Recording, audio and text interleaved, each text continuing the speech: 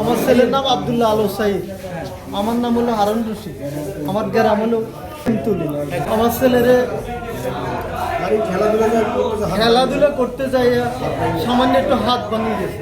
হাত ভাঙার পরে আমি এখানে আনছি, আনার পরে ওরা বলছে যে অপারেশন করতে হবে। ডাক্তার সাহেদ আনোয়ার উনি বলছে যে অপারেশন করতে হবে। তো বলছে যে স্যার অপারেশন করতে হাত বেঁকা টাকা থাকতে পারবো না,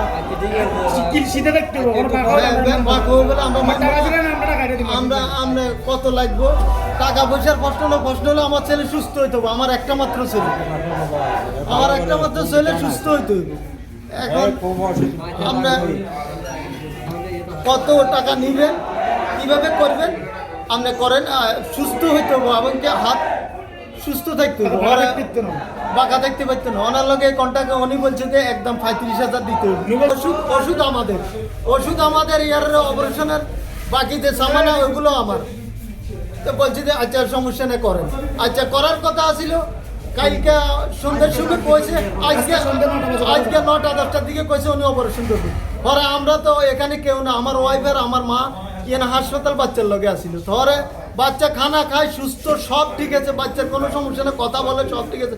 বাচ্চা নিজে হাঁটি হাসপাতাল ভর্তি হয়েছে এবং কি নিজে হাঁটি অপারেশন কিউটারও গেছে। 2টা বাজে নিছে, বরাবর 2টা বাজে। 5:16-17 দিকে বলতেছে একটা অ্যাম্বুলেন্স ডাকেন, কিনলে অ্যাম্বুলেন্স কিনলে বাইরে আইসিইউতে নিতে হবে। কি জন্য আইসিইউ কি জন্য? এত আনছে হাত ভাঙার রোগ, এত সুস্থ মানুষ আইসিইউতে কিনলে নিতে হবে। কথার জ্ঞান ভিত্তি আছে না, কি জ্ঞান ভিত্তি আছে না, ঘটনা কি আইসিইউতে কিনলে নিতে হবে। ওরা আমি কোনো আইসিইউতে কিনলে নিতে হবে। ওরা নিজেরা হাসপাতালে স্টাফ নিজেরা একটা অ্যাম্বুলেন্স ডাকছে, অ্যাম্বুলেন্স ডাকি এরা তারা দড়ি করে উড়ে লাগছে। আমরা কথাও বলবার কোনো সুযোগ দেয় না। তারা লোক 2জন উঠছে গাড়ির ভিতরে উড়ে আমাদেরকে বলতেছে আটান, আমরা উঠতে যাইতে হবো, আপনারা কে যাবেন? একজন 2জন কে যাবেন? চলো কুমিল্লা নিতে হইব, আইসিইউ ঢুকাইতে হইব। বলছে কি জন্য আইসিইউ কি জন্য নিতে হইব? এটা আনছে সুস্থ মানুষ।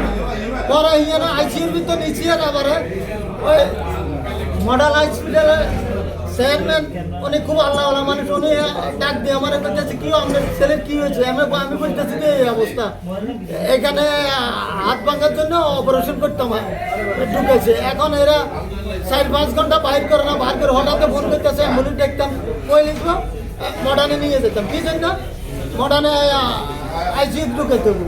পরে কোনো অনেক ইয়ে জন্য আপনাকে আনছি, কি হয়েছে? বলতেছে যে আপনার ছেলে অবস্থা বেশি ভালো না, খুব গুরুতর অবস্থা, বা ছেলে মারা গেছে। এখন কি করবে? এখন কি করবেন? আমি বলবো আমি সুস্থ ছেলে আনছি, অন্য মৃত্যু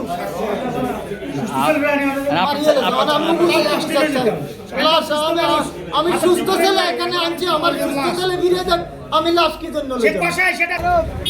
একটা হাত ভাঙা রুগী আসছে, আসার পরে তারা অজ্ঞানের ইঞ্জেকশন দিয়ে চিকিৎসা করাকালীন ওই ছেলের আর হুঁশ আসে। পরবর্তীতে তারা বুঝতে পেরে এটা মারা গিয়েছে, তারা বুঝতে পেরে তাদেরকে কুমিল্লা পাঠায়।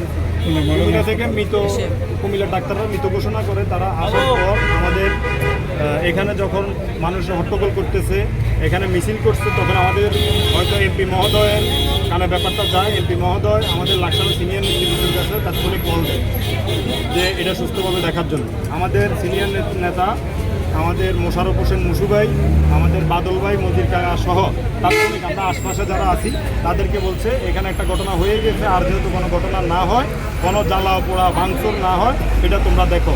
আর রুগীর ফ্যামিলি বা লাশের যে ফ্যামিলি আছে, ফ্যামিলির সাথে কথা বলে পরবর্তীতে তারা এটা সমাধা করার ব্যবস্থা করবে। তা আমরা আসছি, আমাদের নেতা যেভাবে আমাদেরকে বলেছে আমরা আসছি, আমাদের বাবুল ভাই সহ আমাদের ছাত্র দল, যুব দল, স্বেচ্ছাসেবক দল অনেক নেতৃবৃন্দ আসছে। আসার পরে আপনারাও দেখেছেন আমরা কোনো ভাঙচুর হইতে দিই নাই।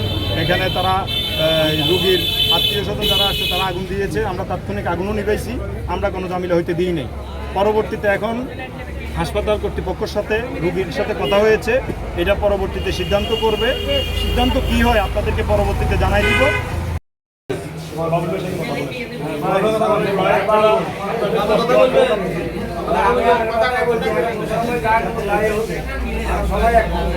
আপনাদের কষ্ট আছে আমরা বুঝি, যে দেখেন একটা গরম গরম ঘটনা, এটা হয়তো কোনো ভয়ও আসতেছে, ঠিক আছে।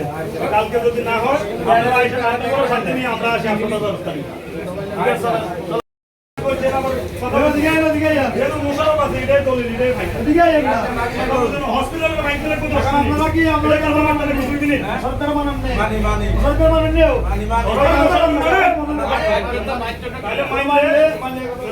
সবাই লাস্টে চলে যাবেন, লাশ দাপন করবেন।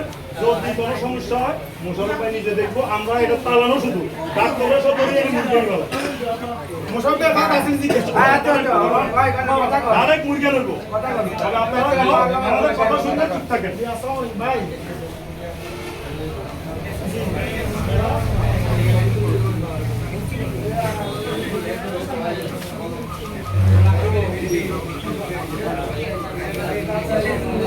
আমরা মাইছি বাসে সে তো আমরা থানায় অভিযোগ করলে